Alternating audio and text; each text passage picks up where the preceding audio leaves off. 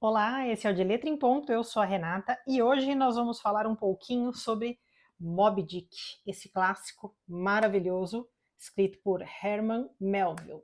Primeira publicação foi em 1851, essa edição que eu tenho aqui em capa dura, saiu pelo Clube de Literatura Clássica, tem acho que 619 páginas, 619 páginas. Olhando assim, ele parece um pouco mais grosso, mas eu acho que é por conta do tipo do papel. E essa edição aqui também tem umas ilustrações muito bonitas. Depois eu vou mostrar algumas durante algumas passagens aqui que a gente vai fazer durante o vídeo. Esse livro é classificado aqui como literatura inglesa, ficção. E primeira publicação, 1851. Estou frisando aqui a data da publicação, porque antes da gente começar a entrar na história mesmo do livro, acho importante só dar um contexto aqui da época, porque tem algumas passagens aqui sobre a caça às baleias que a gente pode, às vezes, interpretar como algo muito cruel de se fazer, porque, enfim, estão caçando as baleias e estão matando. Para quem gosta de animais como eu, tem horas aqui que essas cenas acabam sendo um pouco de tortura para mim, tá? Mas eu acho legal só dar esse contexto aqui da época, só para ficar claro que não era uma caça praticada por esporte ou por prazer, tinha uma função econômica muito importante na época, tá? Então aqui, ó, nessa edição, eu não sei se em todas as edições tem isso, mas tem essa apresentação aqui. Então está intitulada como Caçando Baleias. Quem tiver outra edição, dá uma olhadinha aí se tem e coloca aí nos comentários para gente. Então ele fala, né, que entre os séculos 18 e 19 viu-se uma intersecção especialmente épica entre esse reino e a história humana.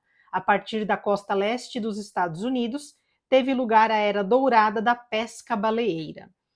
Indústria que influenciava globalmente os mercados de óleo de baleia, usado então amplamente tanto para iluminação pública e privada, em diversos tipos de velas, quanto para lubrificação de máquinas movidas a óleo, como as têxteis.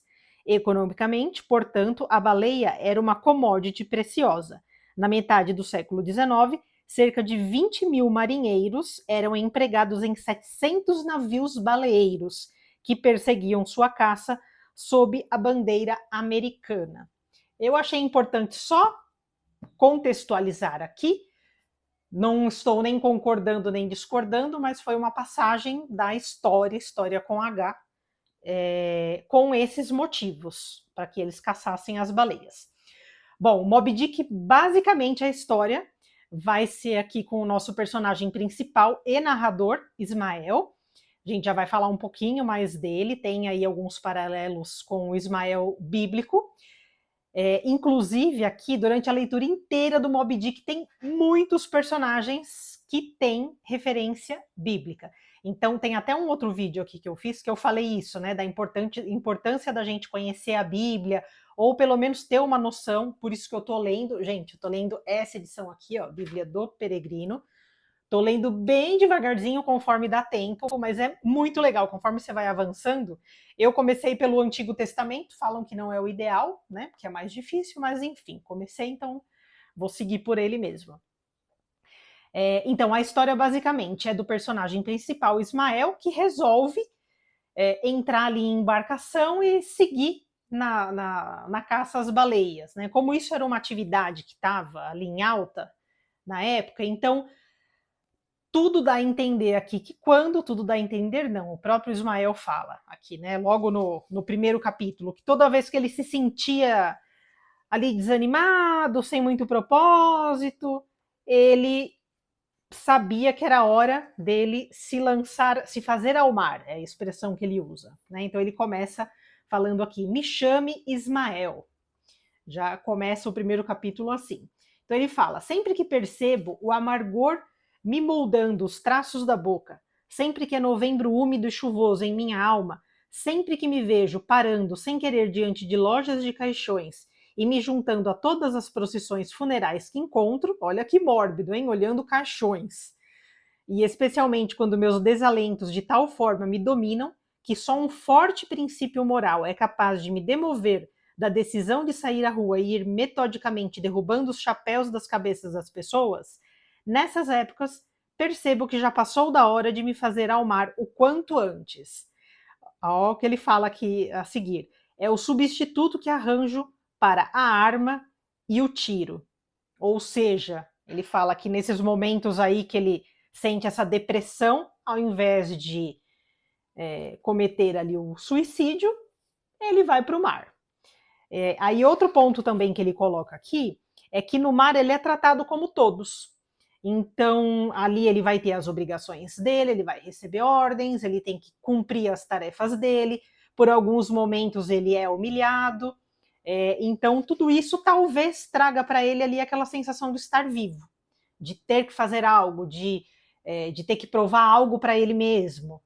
Né? Então aí ele fala aqui, e daí se algum velho capitão rabugento ordena que eu pegue uma vassoura e varro com vés? Qual é a dimensão dessa indignidade? Se pesada, quero dizer, nas balanças do Novo Testamento. Então ele segue falando sobre todas as atividades dele dentro do barco. Agora falando um pouquinho do Ismael bíblico, eu particularmente tive um pouco de dificuldade em comparar o Ismael daqui de Moby Dick com o Ismael da Bíblia. Por que eu achei difícil? Eu não encontrei muitas características, isso na minha interpretação, tá? Eu não encontrei muitas características que eu julgasse de muita semelhança entre os dois, a não ser a questão de que o Ismael da Bíblia foi colocado ali para fora de Canaã pelo próprio pai Abraão, seguindo as ordens da esposa Sarai, ou Sara, e aqui no Moby Dick, o Ismael por si mesmo decide sair do conforto ali do lar e entrar naquela embarcação para enfrentar aqueles desafios. Para quem não conhece, eu vou resumir aqui a história de Ismael da Bíblia, depois quem tiver interesse, tá? A parte de Ismael está em Gênesis. Qual que é a história dele, em resumo? Abraão é casado com Sara, e Sara tem uma escrava, que é a Agar.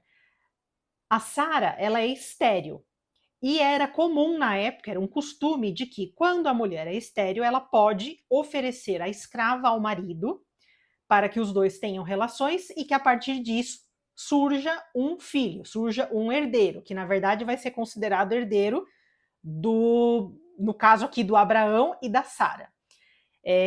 Abraão aceita a proposta da Sara, afinal ele quer ter herdeiros, e aí Ismael é concebido. Ok, beleza, Ismael tá lá. Só que em uma das orações que o Abraão faz para Deus, Deus o escuta. E após, né, eles já têm ali o Ismael com eles, só que depois que Deus escuta a oração de Abraão, Deus fala para ele, não, você e Sara terão sim os seus herdeiros. E aí isso de fato acontece. Sara consegue engravidar e ela tem o Isaac, que aí acaba sendo como o filho preferido, né? O filho principal. Aqui, pelo menos na Bíblia, que eu li, não tem muito claro. Gente, quem tem mais conhecimento da Bíblia pode ficar à vontade, deixa aí nos comentários até explicando pra gente, sempre enriquece a conversa. Mas aqui para mim não ficou muito claro, depois eu vou até reler com mais calma. Não ficou muito claro para mim por que Sara pede para Abraão mandar a Agar e o Ismael embora. Tem aqui uma passagem que fala que no momento do desmame do Ismael, que fala aqui, né? Sara, porém, viu que o filho que Abraão tivera com Agar, a egípcia, brincava com Isaac e disse a Abraão, expulsa essa escrava e seu filho, pois o filho dessa escrava não terá herança com o meu filho, com Isaac. Eu acho que ela talvez não quisesse que o Isaac vivesse na companhia de Ismael, não sei. Aí até é bem bonita essa parte aqui. Então, Abraão madrugou, pegou o pão e um odre de água, os pôs nos ombros de Agar e a despediu com o menino. Então, ele preparou ali um kit sobrevivência para Agar e para Ismael e mandou eles para o deserto. Eles foram. À medida que acabou essa água que o Abraão tinha preparado ali nesse kit sobrevivência Agar e para o Ismael, a Agar falou: eu não quero ver meu filho morrer. Então ela embrulhou o Ismael ali numa espécie de manta, colocou ele a uma certa distância dela para que ela não visse tão de perto o sofrimento do filho e ficou ali em agonia, meio que esperando a morte dele. Nisso, Deus ouviu o choro de Ismael. E aí ele intercede, ele fala: o que tens, Agar? Não temas, porque Deus ouviu a voz do menino que está aí. Levanta-te, toma o menino, fica tranquila por ele, porque farei dele um grande povo. E aí segue, depois mais para frente, a história de Ismael, mas que a gente não vai se aprofundar aqui. Mas então, como eu estava falando, voltando aqui a Moby Dick, eu tive um pouco de dificuldade em fazer a correlação entre esses dois personagens, entre o Ismael bíblico e o Ismael aqui do Herman Melville em Moby Dick. A não ser, como eu disse, essa questão dos dois, um forçosamente, né, ter que sair daquele ambiente onde ele tinha tudo, onde ele estava protegido, estava relativamente tranquilo, e seguir ali para o deserto, e o Ismael do Moby Dick que por vontade própria, digamos assim, né, a partir de uma depressão, ele se via ali obrigado a ir para essa atividade de pesca, de caça-baleia. Bom, então Ismael é o nosso personagem principal aqui em Moby Dick. Então, como que essa aventura começa?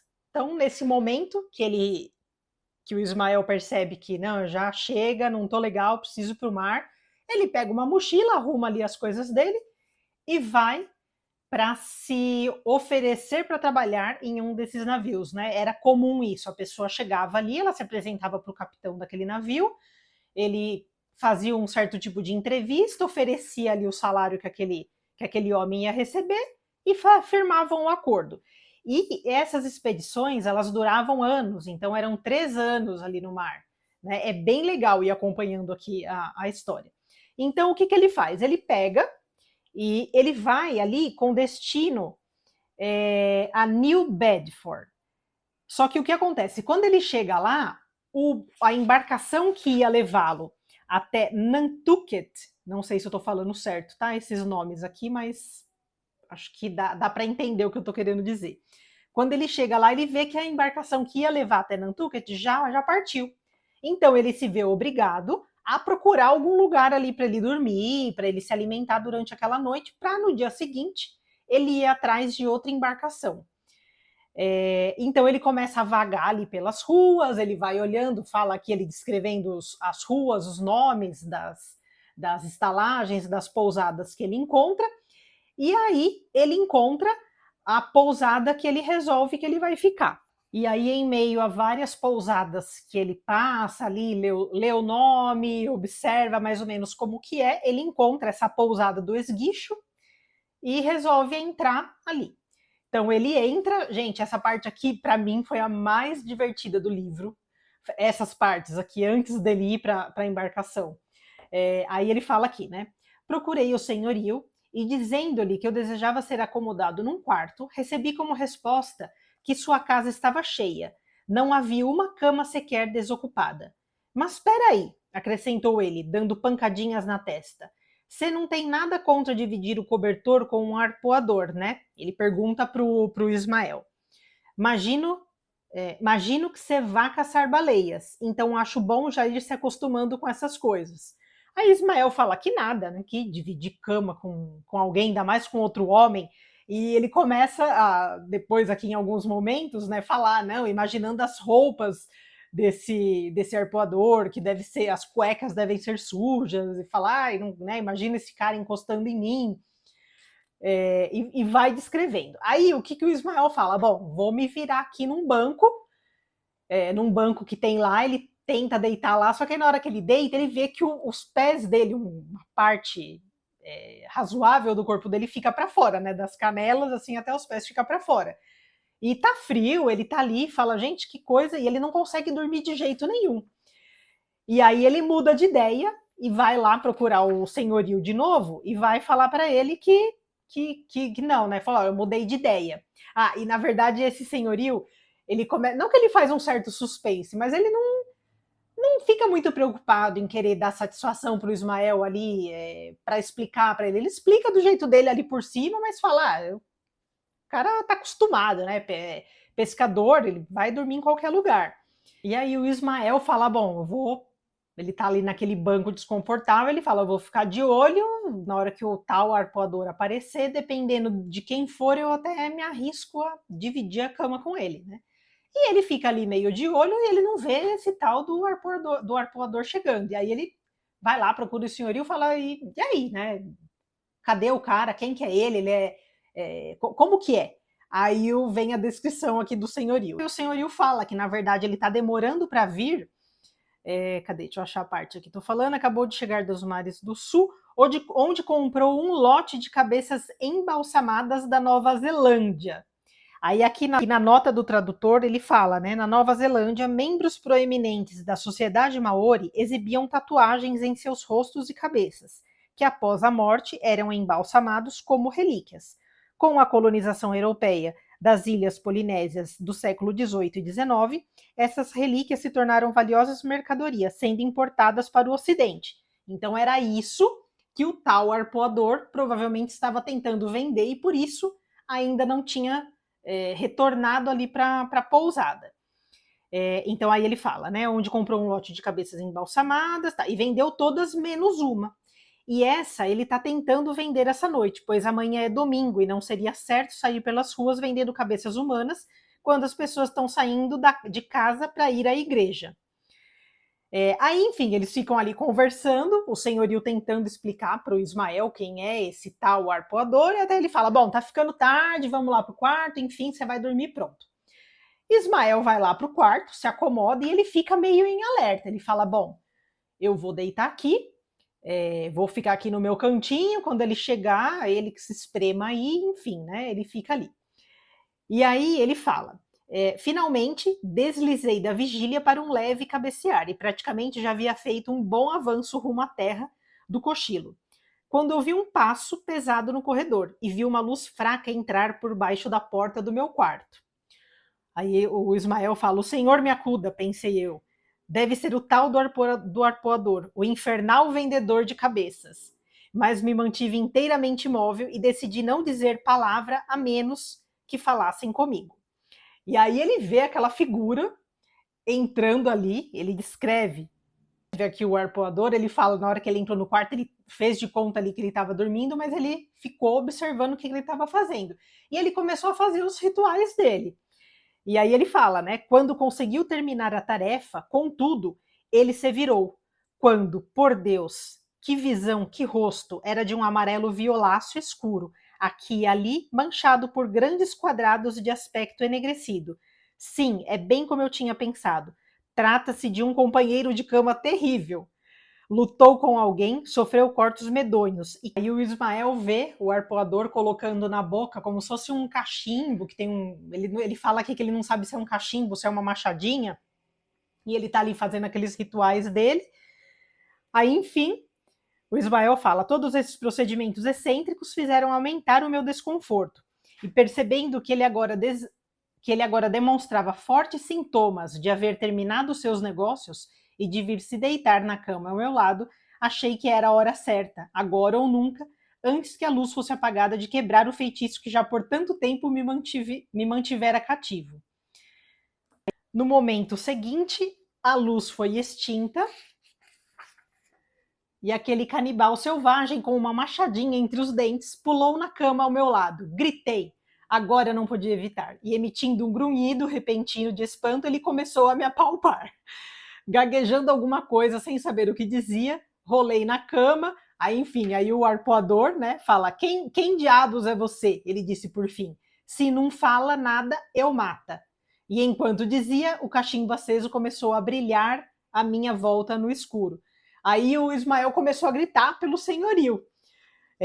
Aí aqui, gente, até uma imagem, o nome dele, né, ele foi apresentado depois, é o Queequeg, é uma figura muito boa, gente, eu dei muita risada nessa parte. Aí aqui é a ilustração dele, né, então ele é provavelmente aí um canibal, talvez aí dessa tribo Maori, e ele, por isso que ele tem esses desenhos no corpo que o Ismael descreveu como quadrados, em alto relevo. E aí eles acabam se entendendo ali, né? Que o Ismael acaba vendo que o Queequeg não oferece risco de vida para ele. Os dois vão dormir, e aí na manhã seguinte, ao clarear, aqui o Ismael falando, me deparei com o braço de Queequeg jogado sobre mim de maneira mais amorosa e afeiçoada. Daria quase para pensar que eu era a esposa dele. E a partir disso surge uma grande amizade, e improvável amizade entre os dois. Pena que durante o desenrolar da história, a gente não vê mais muita interação dos dois, né? O Queequeg vai com ele também pro navio, fazer ali a expedição de caça-baleia, mas meio que eles tomam não que tomam um distanciamento, mas na história acabam não narrando muito a amizade dos dois mais. A gente não vê mais isso, mas eu achei muito engraçado isso. Imagina o cara primeiro morrendo de medo do tal canibal ali, né, do arpoador, e de repente estão ali dormindo abraçadinhos de conchinha, feitos marido e mulher. Bom, aí o que acontece? Eles vão lá fazer a entrevista com o capitão da embarcação, são aceitos. O Queequeg é um excelente caçador, né? Ele sabe lançar aquele arpão, ele é um arpoador, né? Então ele sabe lançar aquele arpão de maneira espetacular, e ele é admirado por todos ali por isso. Segue-se ali a embarcação, então essa caça à baleia, todos os outros que estão indo ali, eles estão indo para caçar baleias. Só que o capitão Ahab não, ele tá com aquele objetivo firme de que ele não quer caçar qualquer baleia. O objetivo dele é a Moby Dick. Por quê? A Moby Dick, em outra perseguição, acabou arrancando a perna dele. Então ele quer se vingar disso. E aqui tem até alguns outros personagens que em alguns momentos eles começam a discutir isso. Poxa, mas eu não vim aqui para ficar cumprindo questão de vingança nem nada. Eu vim aqui para caçar baleia e receber o meu dinheiro e levar o sustento da minha família, né? Esse capitão aí vai ter que se ligar.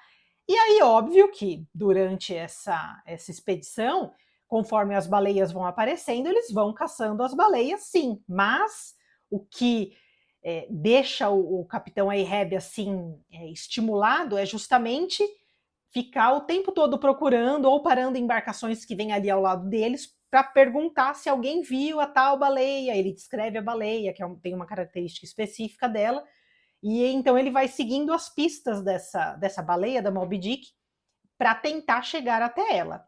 Tem uma parte aqui também muito legal, que é a parte que eles vão para uma espécie de capela, é uma capela que fala, Capela do Baleeiro, que todos os pescadores, eles tinham o hábito de, principalmente antes de ir para essas expedições, eles iam ali ouvir o sermão do padre. E o padre faz ali o sermão contando a passagem de Jonas.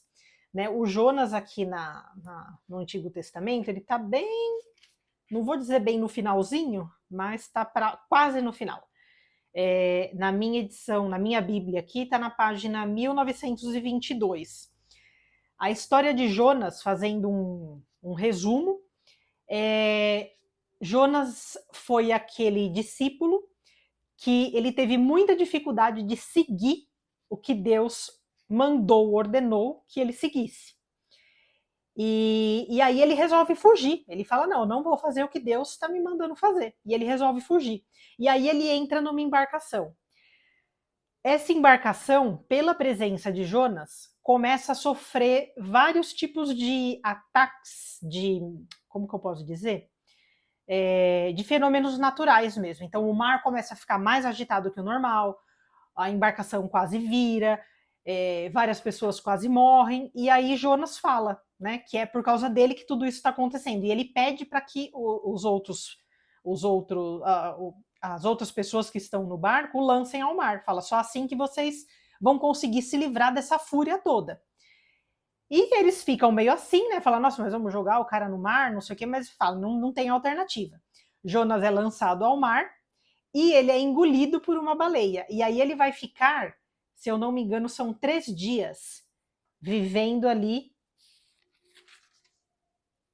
no interior da baleia. Isso mesmo, ó, ele fala aqui, no ventre da baleia. O Senhor enviou um peixe gigantesco para que tragasse Jonas, e Jonas esteve no ventre do peixe 3 dias e 3 noites. Aí do ventre do peixe, Jonas rezou ao Senhor seu Deus. Aí é essa oração que tem aqui na passagem de Jonas, que tem aqui também no livro Moby Dick, no capítulo O Sermão, essa passagem.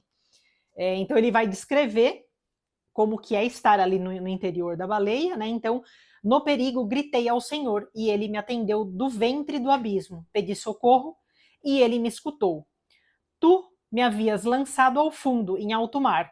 A corrente me rodeava. Tuas torrentes e tuas ondas me envolviam. Pensei, expulsaste-me de tua presença. Oxalá eu visse de novo teu santo templo. A água me chegava até a garganta. O oceano me rodeava. As algas se enredavam em minha cabeça. Descia até as raízes dos montes. A terra se fechava para sempre sobre mim, e tiraste minha vida da cova. Senhor, Deus meu, quando se acabavam minhas forças, invoquei ao Senhor. Chegou a ti minha oração, até teu santo templo. Os devotos dos ídolos faltam à sua lealdade. Eu, ao contrário, cumprirei meus votos a ti. Meu sacrifício será um grito de ação de graças. A salvação vem do Senhor. O Senhor ordenou ao peixe que vomitasse Jonas em terra firme. Ou seja, Jonas se redimiu, prometeu aqui para Deus que ia cumprir o que Deus estava pedindo para ele, e Deus aceitou e perdoou Jonas e fez com que o enorme peixe aqui, que a gente interpreta como sendo uma baleia, cuspisse Jonas em terra firme. Aí aqui no Moby Dick eu achei muito legal essa parte que o padre fala assim: mas todas as coisas que Deus deseja que façamos são difíceis de fazer. Lembrem-se disso. E, portanto, é mais comum que ele nos dê ordens do que se empenhe em nos persuadir. E se obedecermos a Deus, por força, desobedecemos a nós mesmos. E é nesse desobedecer a nós mesmos que consiste a dificuldade em obedecer a Deus. Olha que sensacional, achei perfeita essa passagem. Então, e como eu disse, tem muitos outros personagens aqui, tem muitas passagens que fazem correlação com a Bíblia. Eu achei isso muito legal. Eu adoro livros que fazem esse paralelo com as histórias da Bíblia. E aí força também a gente ir lá na Bíblia, procurar, e a gente vai entendendo um pouco mais. Eu não vou dar spoiler, porque eu acho que o desfecho do livro, ele é muito importante, e eu consideraria um spoiler se eu falasse aqui o que acontece. Mas tem uma passagem aqui que é muito legal, que durante ali a navegação, tem um momento que o Quick tem certeza que ele vai morrer. Então ele pede para que fabriquem um caixão para ele, ele vai lá, mede, é engraçado, o cara entra lá na cabine dele para medir ele, faz ele entrar dentro do caixão para ver se ficou confortável, não sei o que, tal, tal. E depois o Quick não morre, né, nesse momento. Lá para o final da história, no fim é o caixão do Quick que vai salvar o Ismael de se afogar numa situação que acontece ali com o navio. Eu não vou falar mais do que eu falei por aqui, justamente para não estragar a leitura de vocês. Foi uma leitura que eu gostei bastante. Eu demorei um pouquinho mais na leitura, porque ele intercala essa história mesmo do Ismael, personagem, na caça às baleias ali com o Capitão Ahab, com umas partes assim muito técnicas sobre pescaria, sobre fisiologia da baleia, anatomia da baleia, e isso para mim foi muito cansativo. Algumas pessoas dizem que faz sentido ter isso no livro, que foi proposital, porque o Herman Melville ele participou realmente de expedições baleeiras, então ele tem bastante conhecimento sobre isso, e ele quis colocar isso no livro para tornar a coisa bem um manual mesmo, uma coisa real. Mas para mim ficou cansativo. Se tivesse enxugado essa parte toda, o livro seria talvez menos da metade do que é, e a leitura para mim seria muito mais leve. Mas enfim, é uma boa leitura, recomendo para vocês. Quem já leu, deixa aqui nos comentários, fala o que achou. Quem entende bastante da Bíblia, fala aí se conseguiu fazer um paralelo entre o Ismael de Moby Dick e o Ismael bíblico, para a gente trocar ideia, para a gente ver aí o que outras pessoas acharam e interpretaram, né? Leitura é isso, a gente aprende um com o outro. Bom, então o vídeo de hoje foi esse, espero que vocês tenham gostado. Um beijo e até mais!